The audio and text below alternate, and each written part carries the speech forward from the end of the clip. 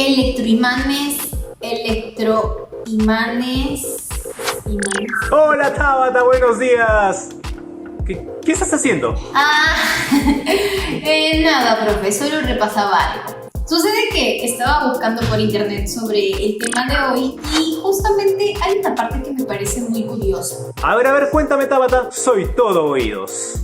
Se trata de los electroimanes, es decir, ¿se refiere a imanes que te pasan corriente? No, en verdad a lo que se refiere es que la corriente es capaz de producir imanes artificiales. Su profe, o sea que con la electricidad podemos saber cuántos imanes tenemos por toda la casa. Algo así. Hoy es la última clase que tendremos sobre electricidad y magnetismo. Y antes de comenzar con la teoría, quería que repasemos un poco sobre las extensas bondades y utilidades que obtenemos de la combinación de la electricidad y el magnetismo. ¿Recuerdas algunas de las que hablamos en programas anteriores? Sí, profe. Sus usos se veían claramente en las resonancias magnéticas de los hospitales o en los trenes eléctricos que usamos diariamente. ¡Exacto! Y también se pueden aplicar para inventar objetos más raros, como un esfínter artificial para enfermos de próstata, un sensor de válvulas cardíacas, la famosa pulsera antimaltratadores y hasta una pintura antirradar que inclusive llegó a interesar al Pentágono. Sin duda los imanes y campos magnéticos han mejorado nuestras vidas, pero no han faltado ciertas personas quienes se han aprovechado de esta ciencia para vender pulseras falsas y agua imantada. También crear miedo sobre el peligro de los campos magnéticos para la salud con el fin de ganar dinero o simplemente pánico. Muy cierto, Tabata. Bueno, ahora que hemos recordado todas las maravillas de lo que es capaz de hacer el magnetismo, adentrémonos de lleno en el tema de hoy. Ley de Worsted, ley de Biot-Savart y electroimanes. Juan Christian Worsted fue uno de los numerosos físicos que, a principios del siglo XIX, experimentaron con la nueva corriente eléctrica, que había sido introducida por Volta pocos años antes.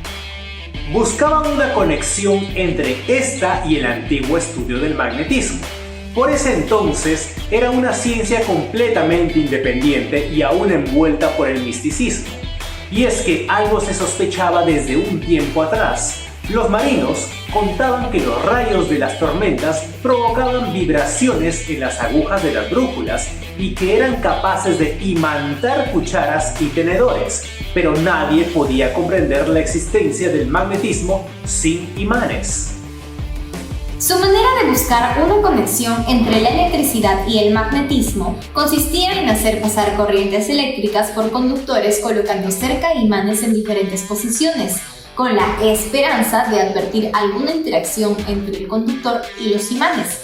Pero era un muy mal experimentador, se lo distinguía por esa cualidad y necesitaba recurrir a un asistente para ejecutar los experimentos más sencillos. Se dice que su histórico descubrimiento fue un accidente. El 20 de julio de 1820 estaba enseñando a sus estudiantes unos experimentos de electricidad. Sobre la mesa de trabajo, entre otros instrumentos, se encontraba una brújula señalando invariablemente el polo norte. De pronto, al cerrar el circuito eléctrico formado por una batería y un conductor rectilíneo, Worsted observó accidentalmente que la aguja magnética de la brújula giraba bruscamente y cambiaba de posición en tanto circulaba la corriente. Aquel fenómeno le sorprendió tanto que repitió su acción para distintas posiciones de la brújula. Entonces, si el conductor estaba inicialmente paralelo y por encima de la aguja, al pasar la corriente, ésta se colocaba perpendicularmente al conductor. Lo mismo ocurría si el conductor se situaba en paralelo y por debajo de la aguja, pero si en el primer caso la aguja señalaba el este, ahora indicaba el oeste. El mismo fenómeno se observaba dejando inmóvil la brújula, pero cambiando el sentido de la corriente eléctrica. De esta forma había descubierto el electromagnetismo. En sus siguientes experiencias, Ørsted interpuso toda clase de materiales entre el conductor y la aguja, comprobando que la influencia del conductor pasaba a través de ellos. Observó también que situando limaduras de hierro sobre un cartón atravesado perpendicularmente por un alambre rectilíneo por el que circulaba una corriente, las limaduras se agitaban y terminaban formando un diagrama de círculos concéntricos centrados en el eje del conductor. De este modo, confirmó que el flujo de corriente eléctrica había creado un campo magnético alrededor del conductor. Con todo ello, concluyó que las líneas de campo magnético rodean el cable portador de corriente. Si la dirección de la corriente se invierte, la dirección del campo magnético también. La fuerza del campo es directamente proporcional a la magnitud de la corriente. Y de esta manera, por primera vez se había descubierto una relación física esperada por mucho tiempo entre la electricidad y el magnetismo. Ahora bien, es gracias a la ley de Biot-Savart que podemos saber el valor del campo magnético creado por un hilo donde circula una corriente de intensidad I en un punto situado a cierta distancia. Algunas de las características son: las líneas de campo son circunferencias concéntricas al hilo situadas en un plano perpendicular al mismo. Existe un vector campo magnético, el cual es tangente a las líneas de campo y de su mismo sentido. La intensidad del campo magnético es directamente proporcional a la intensidad de corriente eléctrica que circula e inversamente proporcional a la distancia al conductor. De esto mismo se desprende la fórmula para hallar la intensidad de campo eléctrico, postulada por Biot-Savart. El sentido de las líneas de fuerza dependerá de la dirección en que fluye la corriente eléctrica a través del conductor y se puede determinar ayudándonos de la regla de la mano derecha. Esta regla de la mano derecha funciona de la siguiente manera. Dado el conductor con el que estemos trabajando, pondremos nuestra mano en forma de like de Facebook y de forma paralela al conductor orientaremos nuestro dedo pulgar en dirección hacia donde se dirige la corriente eléctrica. Ahora bien, nuestros 4 dedos restantes serán los que nos indiquen la forma en que se están moviendo las líneas de inducción magnética alrededor del conductor. De esta forma, notamos que según hacia donde se dirija el flujo de corriente eléctrica, el campo magnético formado alrededor del conductor podría ir en sentido horario o antihorario. Y no podemos terminar esta parte teórica sin antes hablar de los electroimanes. Un electroimán es un tipo de imán artificial en el que el campo magnético se produce mediante el flujo de una corriente eléctrica, desapareciendo en cuanto cesa dicha corriente. Estos generalmente consisten en un gran número de espiras de alambre y muy próximas entre sí que crean el campo magnético. Dichas espiras de alambre a menudo se enrollan alrededor de un núcleo hecho de un material ferromagnético como el hierro. Este núcleo concentra el flujo magnético y hace un imán más potente. Ahora miren, la principal ventaja del electroimán sobre un imán permanente es que el campo magnético se puede cambiar de forma rápidamente mediante el control de la cantidad de corriente eléctrica que fluye por el núcleo del sistema. Pero a diferencia de un imán permanente, el electroimán requiere de una fuente de alimentación para mantener los campos magnéticos. Por otra parte, los electroimanes son ampliamente utilizados como componentes de otros dispositivos electrónicos, tales como motores, generadores, altavoces, discos duros, máquinas MRI, instrumentos científicos y equipos de separación magnética. Es más, los electroimanes también se emplean en la industria para recoger y mover objetos pesados como la chatarra de hierro y acero. Por último, no olvidar que el campo generado también seguirá la regla de la mano derecha. guiándonos como siempre de la dirección del flujo de la corriente eléctrica.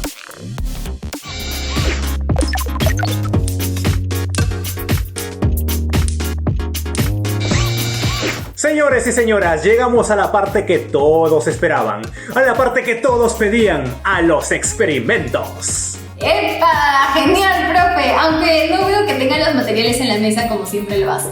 Sí, pero no te preocupes por eso, Tabata, que ahorita los verás. Pero antes, debo decirte que el experimento de hoy es bastante sencillo.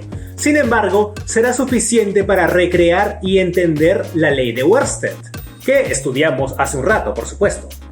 Mira, para realizar este experimento necesitamos un alicate, un tornillo, algunos clavos y clips de papel, un alambre de cobre y una pila de 9 voltios. A ver, profe, creo que ya tengo una idea de lo que podría ser. ¿Será que crearemos una especie de electroimán? Exacto, dicen el clavo, Tabata. Creo que es hora de empezar con el experimento. Lo que procederemos a hacer en primer lugar es enrollar el alambre de cobre uniformemente por todo el tornillo, de manera que solo queden dos pequeños extremos de alambres libres para poder juntarlos con la pila. Su profe, creo que tomará algo de tiempo hacer eso. Pero como dicen por allí, con la magia de la edición, viajaremos al futuro. Así es, Tabata. Y mira, ya está listo el primer paso. Ahora, con el alicate, cortaré los extremos de manera que solamente queden dos pequeñas puntas lo suficientemente grandes como para unirlos a los polos de la pila. Ajá, listo. Luego, lo que haremos es que el extremo de cobre que está por la cabeza del tornillo lo uniremos al polo negativo de nuestra pila, o sea, la parte anchita. Mientras que el otro extremo lo uniremos al polo positivo de la misma. ¿Sabes por qué se hace de esta manera y no al revés, Tabata? Sí, profe. Las corrientes eléctricas son producto del movimiento de electrones, es decir, de cargas negativas. Por ello, pondremos el sistema tal y como usted dijo para saber que la corriente fluirá desde la cabeza del tornillo hasta su punta, y así, dando vueltas y vueltas. ¡Correcto! Recordemos que si conocemos la dirección del flujo de la corriente eléctrica y utilizando la técnica de la mano derecha, sabremos la forma en la que se mueven las líneas de inducción magnética. Ahora procederé a hacer unos pequeños pliegues en cada extremo del alambre y unirlos con los polos que dijimos. Finalmente acercaré nuestro electroimán casero a estos pequeños clavos y clips de papel que tengo por aquí. Mira lo que sucede.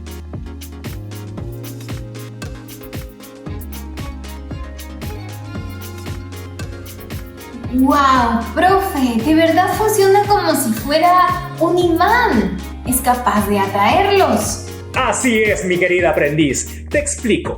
Para empezar, la idea de enrollar el alambre en forma de espiral en torno al tornillo es con la finalidad de concentrar el campo magnético en una región pequeña. Por otro lado, aquí acabamos de demostrar que cuando pasa un flujo de corriente por un conductor, se genera a su alrededor un campo magnético de forma circular, capaz de atraer a los objetos ferromagnéticos. Igualito al experimento de Oersted. Efectivamente, Tabata, veo que vas aprendiendo muy rápido. Eso me hace sentir orgulloso de ti. Ahora, ¿qué te parece si vamos con unos datos curiosos sobre la física? Me parece genial, profe. Vamos con los Fisidatos. ¡Vamos!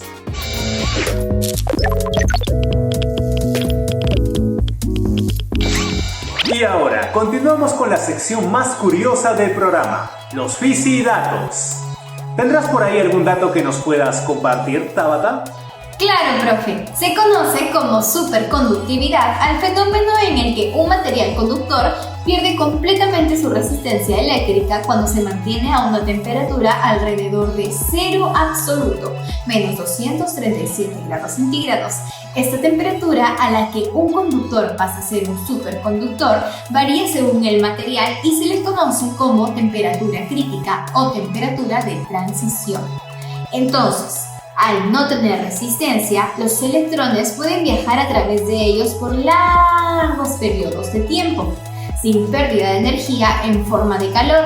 Una propiedad sorprendente de estos materiales es que los campos magnéticos externos no pueden penetrarlos. Este efecto podría permitir que trenes con imanes en sus ruedas levitaran sobre las vías de superconductores para circular a velocidades de alrededor de 500 kilómetros por hora. ¡Ah! ¡Qué buen dato, Tabata! Pero, ¿tú sabes cómo funcionan los cargadores de batería sin contacto? Pues no me había puesto a pensar en eso, profe. Además, creo que están un poco caros. Verás, el principio físico es la inducción electromagnética que se convierte en electricidad mediante un campo magnético que es enviado al teléfono mediante ondas. Y este, por supuesto, recibe el campo magnético que es transformado de nuevo a electricidad. ¡Wow, profesor! ¡Qué sorprendente!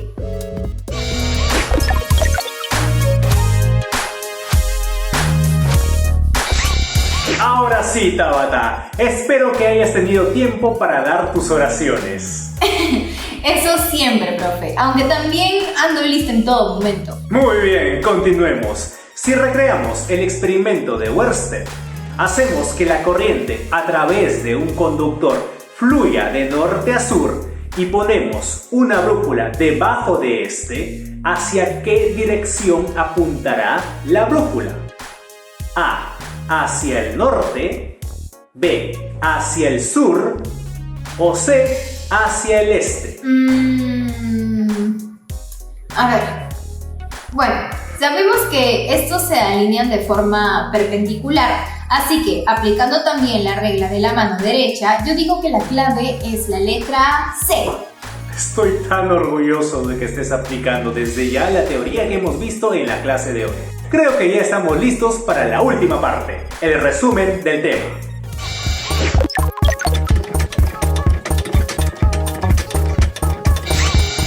El 20 de julio de 1820, el físico Hans Christian Ørsted estaba enseñando a sus estudiantes unos experimentos de electricidad.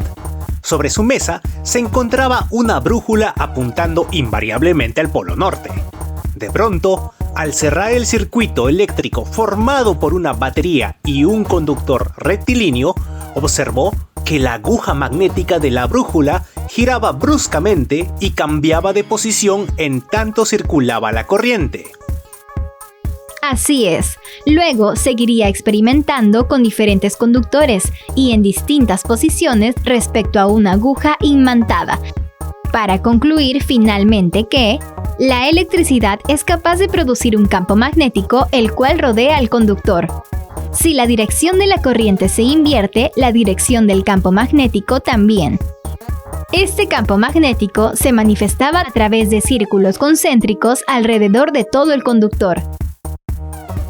También vimos sobre la ley de Biot-Savart, el cual, a través de una fórmula matemática, nos permitía saber el valor del campo magnético creado por un hilo por el que circula una corriente de intensidad I en un punto situado a cierta distancia. Entre las conclusiones a las que llegó están las siguientes. Existe un vector campo magnético el cual es tangente a las líneas de inducción magnética y de su mismo sentido. Las líneas de inducción magnética son circunferencias concéntricas al hilo, situadas en un plano perpendicular al mismo. La intensidad del campo magnético irá aumentando o disminuyendo proporcionalmente a la intensidad que circula e inversamente proporcional a la distancia al conductor. Y así termina nuestro camino de la mano de la electricidad y el magnetismo. Sí, profe, qué pena. La verdad es que me estaba gustando mucho los últimos temas, más que nada sus experimentos tan chéveres. Pero todos los experimentos que hicimos son solo la base de lo que sucede allá afuera, Tabata. Tanto los trenes eléctricos, los dispositivos electrónicos que tienes en casa y cualquier conductor por el que pase corriente en general relacionan muy estrechamente la electricidad y el magnetismo. Es cierto, profe. En verdad, después de cada clase veo el mundo con más sentido. Como que las cosas ahora empiezan a relacionarse entre sí y hay más explicación para toda la tecnología tan sorprendente que nos rodea. Me alegro mucho de que las cosas sean así. Sí, profe. Bueno, me voy retirando que igualmente debo repasar esto en casa antes de que se me olvide. Hasta pronto, Tabata. Nos vemos en la siguiente clase de Tiempo para Aprender Ciencia y Tecnología de quinto de secundaria por USMP TV, el primer canal educativo del Perú. ¡Chao! ¡Chao, chao!